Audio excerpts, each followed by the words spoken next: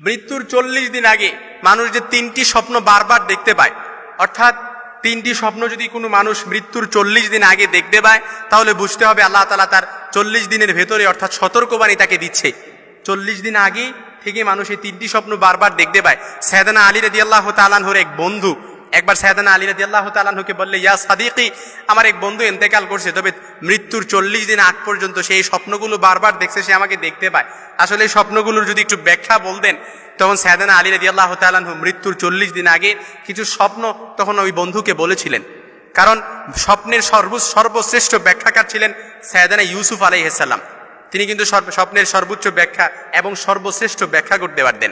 তারপর মুহাম্মদ ইবনে সিরিন রাহিমাহুল্লাহ, ইনি ওনার যুগে সর্বশ্রেষ্ঠ স্বপ্নের ব্যাখ্যাকার ছিলেন। আর এখন বর্তমান সময়ে তো স্বপ্নের ব্যাখ্যাকার বলতে একেবারে নাই বললেই চলে। স্বপ্ন হচ্ছে, সবসময় মনে রাখবেন, স্বপ্ন 3 প্রকার। একটা হচ্ছে মিনাল্লাহ, আল্লাহর পক্ষ থেকে, আরেকটা হচ্ছে শয়তানের পক্ষ থেকে, আরেকটা হচ্ছে সারাদিন আপনি যে কল্প চিত্র অর্থাৎ কল্প চিন্তা চেতনা যা কিছু চিন্তা ভাবনা করেন ওইগুলো রাত্রিবেলা দেখছেন, ওই স্বপ্নের কোনো কি নাই, ভ্যালু নাই।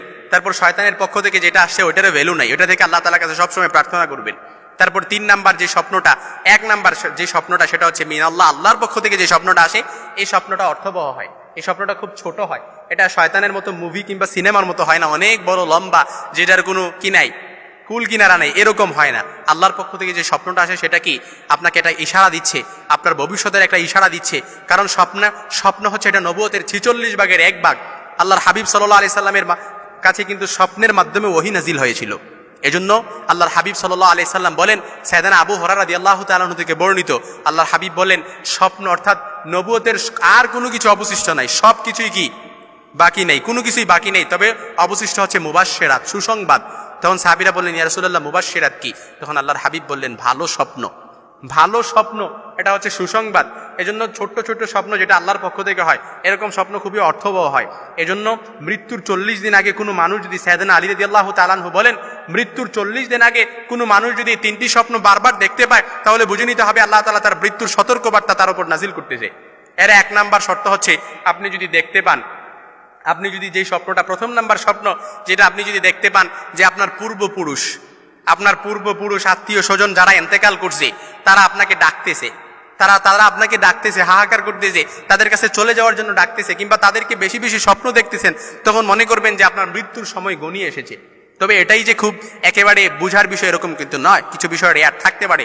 তখনই আপনি আল্লাহর কাছে সাহায্য প্রার্থনা করবেন, আল্লাহর কাছে বেশি বেশি ক্ষমা চাইবেন।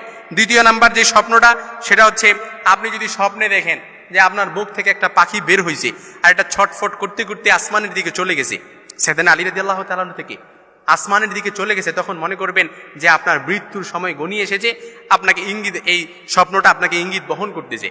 3 নাম্বার যে স্বপ্নটা দেখবেন সেটা হচ্ছে, আপনি যদি দেখেন ঘুমের মধ্যে আপনি এক দেশ থেকে অন্য দেশে দেশান্তরিত হচ্ছেন, এই স্বপ্নটা আপনি বারবার দেখতেছেন, এরকম যদি মনে হয় তখন মনে করবেন যে আপনার মৃত্যুর সময় ঘনিয়ে এসেছে। এই 3টি স্বপ্ন, অনেকগুলো স্বপ্ন থাকতে পারে, তবে এই 3টি স্বপ্নই মৃত্যুর ইঙ্গিত বহন করে।